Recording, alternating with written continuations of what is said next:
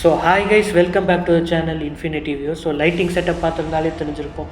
இன்றைக்கி நம்ம ஒரு ஹாரர் மூவி பற்றி தான் பேச போகிறோம்னு. ஸோ இன்றைக்கி நம்ம பார்க்க போகிற ஹாரர் மூவி என்னன்னு பார்த்தீங்கன்னா 2016 ஜூலியா டொகார்னோ அவங்களோட டைரக்ஷனில் வெளிவந்த ரா அப்படின்ற படத்தை பற்றி தான் பார்க்க போகிறோம். ஸோ ரா அப்படின்ற டைட்டில் ஏன் வந்துச்சுன்னா, இந்த படத்துக்கு அப்புறமா நடக்க போகிற விஷயங்கள், இந்த படம் தொடங்கி கொஞ்சம் நேரத்தில் நடக்கிற விஷயங்களை பேஸ் பண்ணி தான் நடக்குது. ஸோ ஃபஸ்ட்டு ஸ்டார்டிங்கில் இந்த படத்தை ஓப்பன் பண்ணதுக்கப்புறம் என்ன நடக்குதுன்னா, ஒரு ஆக்சிடெண்ட் ஆகுது, ஒரு பொண்ணு குறுக்க வந்து உளுறா, அதுக்கப்புறம் ஒரு கார் ஆக்சிடெண்ட் ஆகுது. அதில் கட் பண்ணி அப்படியே படத்தோட டைட்டில் கார்டு ரான்னு போடுறாங்க. அதுக்கப்புறம் என்ன நடக்குது அப்படின்றது தான் இந்த படத்தில் வர ஒரு சிறப்பம்சமே. அதுக்கப்புறம் நம்ம படத்தோட லீடான ஹீரோயின் ஜஸ்டினை காமிக்கிறாங்க. ஸோ ஜஸ்டின் வந்து பார்த்திங்கன்னா ஓப்பனிங்கில் வந்து ஒரு ரெஸ்டாரண்ட்டில் வந்து ஒரு ஃபுட்டு வாங்குறாங்க. ஸோ ஃபுட்டு வாங்குறப்ப அவங்க நான்வெஜ் இல்லை, பியூர் வெஜிடேரியன் அப்படின்னு சொல்லிட்டு ஒரு ஃபுட்டு வாங்குறாங்க. ஸோ ஃபுட்டு வாங்கி சாப்பிட்டதுக்கப்புறம் அவங்க அம்மா வந்து அந்த ஹோட்டல் ஓனர்கிட்ட சண்டை போடுறாங்க. எதுனாலன்னு பார்த்தீங்கன்னா, இவங்க வாங்கின அந்த சாப்பாட்டில் ஒரு துள்ளி வந்து அதில் வந்து என்ன இருக்குன்னு பார்த்தீங்கன்னா, ஒரு விதமான நான்வெஜ்ஜோட ஒரு பீஸ் இருக்கும், போர்க்கோ பீஃபோ ஏதோ இருக்கும். ஸோ அதனால் வந்து அவங்க சண்டை போடுவாங்க. சண்டை போட்டதுக்கப்புறம் என்ன நடக்குதுன்னு பார்த்தீங்கன்னா, ஜஸ்டினை வந்து ஒரு காலேஜில் சேர்க்குறாங்க. அந்த காலேஜில் சேர்த்ததுக்கப்புறம் என்ன நடக்குதுன்னு பார்த்தீங்கன்னா, ஒரு விதமான ஒரு ரேகிங் இருக்கும் இல்லையா, சீனியர் ஜூனியர் ரேகிங் இருக்கும் இல்லையா, அந்த ரேகிங் நடக்கிறப்ப என்ன நடக்குதுன்னு பார்த்தீங்கன்னா, ஜஸ்டினை வந்து ஒரு சீனியர் வந்து என்ன பண்ணுறாங்கன்னா, ஜஸ்டின்ட்டில் ஃபஸ்ட் இயர் ஜாயின் பண்ண எல்லாத்தையுமே வந்து ஜஸ்டினோட அக்காவும் இவங்க கூட இருக்காங்க, டேனியல்னு சொல்லிட்டு. ஸோ இவங்க எல்லோரும் சேர்ந்து என்ன பண்ணுறாங்கன்னா, ரேகிங்னால் அட்டாக் பண்ணப்படுறாங்க. அண்ட் அவங்கள என்ன பண்ணணும்னா, முயலோட இது இருக்குது பார்த்திங்களா, நுரையீரல், அது வந்து பச்சையாக சாப்பிட்ணும் அப்படின்னு சொல்லிட்டு இவங்களுக்கு சொல்கிறாங்க. இவங்க ஜஸ்டின் வந்து வலிக்கட்டாயமாக அதை சாப்பிட்டதுக்கப்புறம் வாந்தி எடுத்துடுறாங்க. அதுக்கப்புறம் ஜஸ்டினோட உடம்பு ஃபுல்லாக வந்து ஒரு ரேஷஸ் மாதிரி வருது. ரேஷஸ் மாதிரி வந்ததுக்கப்புறம் என்ன பண்ணுறாங்கன்னு பார்த்தீங்கன்னா, ஒரு டாக்டர்கிட்ட போகிறாங்க. அந்த டாக்டர்கிட்ட போனதுக்கப்புறம் என்ன நடக்குதுன்னு பார்த்தீங்கன்னா, டாக்டர் வந்து ஒரு விதமான ஆயின்மெண்ட் கொடுக்குறாங்க. ஸோ அந்த ஆயின்மெண்ட் அவங்க டே பை டே போட்டுட்ருக்காங்க.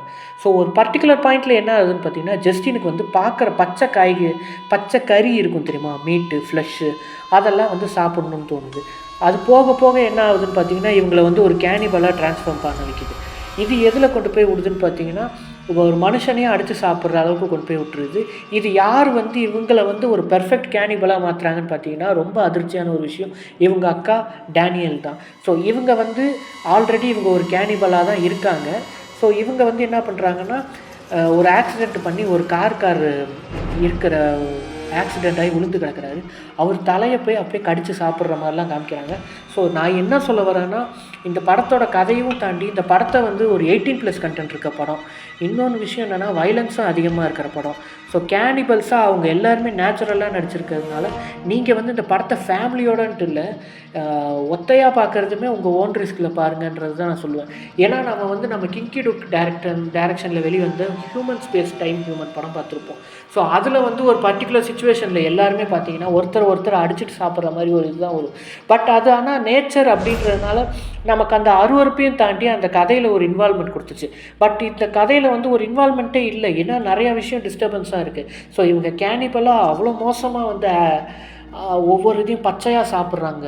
அதெல்லாம் பார்க்குறப்போ வந்து நமக்கே வந்து சாப்பிட்ற நேரத்தில் இதில் பார்த்தோன்னா கண்டிப்பாக வந்து ஒமட்டிட்டு வந்துருன்றதை நான் இந்த வீடியோவில் சொல்கிறேன். ஸோ இந்த படத்தை நீங்கள் பார்க்குறீங்களா இருந்தால் உங்கள் ஓன் ரிஸ்கில் பாருங்கள். இதில் சினிமாட்டோகிராஃபி மட்டும் நல்லாயிருக்கு. ஸ்டோரி ஸ்க்ரீன் ப்ளே வைஸ் இந்த படம் வந்து ரொம்ப டிஸ்டர்பிங்காக தான் இருக்குது.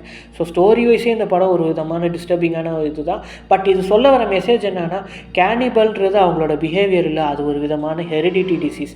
ஏன்னா இவங்க அம்மாட்ட இருந்து தான் இவங்களுக்கு அந்த டிசீஸ் வந்திருக்கும். ஸோ இவங்க எப்படி அந்த டிசீஸ்லேருந்து மீண்டு வந்தாங்க அப்படின்றது தான் இந்த படத்தோட மீதி கதை. ஸோ படத்தை பார்த்தீங்கன்னா உங்களுக்கே தெரியும். இதே மாதிரி வேறு ஒரு படத்தை நான் ஏதாவது டிஸ்கஸ் பண்ணணும்னு நீங்கள் நினச்சிங்கன்னா கீழே கமெண்ட்டில் மென்ஷன் பண்ணுங்கள். அதே மாதிரி வேறு ஏதாவது படத்துங்களை பற்றி நான் விட்டு போயிட்டேன் அப்படின்னு நினச்சிங்கன்னா அதையும் கமெண்ட்டில் மென்ஷன் பண்ணுங்கள். கமெண்ட்டில் மென்ஷன் பண்ண உங்களுக்கு சிரமமாக இருந்துச்சுன்னா இன்ஸ்டாகிராம் லிங்க் கொடுத்துருக்கேன், டைரக்ட் மெசேஜ் கூட போடுங்க. நான் அதை பற்றி அடுத்தடுத்த வீடியோஸில் நான் உங்களுக்கு பேச ட்ரை பண்ணுறேன். ஸோ இதே மாதிரி வேறு ஏதாவது வீடியோவில் சந்திக்கும் மாதிரி உங்களிடமிருந்து விடைபெறுவது உங்கள்லையோ. ஸோ நம்ம சேனலுக்கு நீங்கள் ஃபஸ்ட் டைம் வரீங்களா இருந்தால் நம்ம சேனலை சப்ஸ்கிரைப் பண்ணிட்டு பக்கத்தில் இருக்க பெல் ஐக்கான் ப்ரெஸ் பண்ணுங்கள். அதே மாதிரி உங்களுக்கு இந்த வீடியோஸ் பிடிச்சிருந்துச்சுன்னா லைக் பண்ணுங்கள், கமெண்ட் பண்ணுங்கள், ஷேர் பண்ணுங்கள். அண்ட் திருப்பி சொல்லிக்கிறேன், சப்ஸ்கிரைப் பண்ணுங்கள், பக்கத்தில் இருக்க பெல் ஐக்கான் ப்ரெஸ் பண்ணுங்கள்.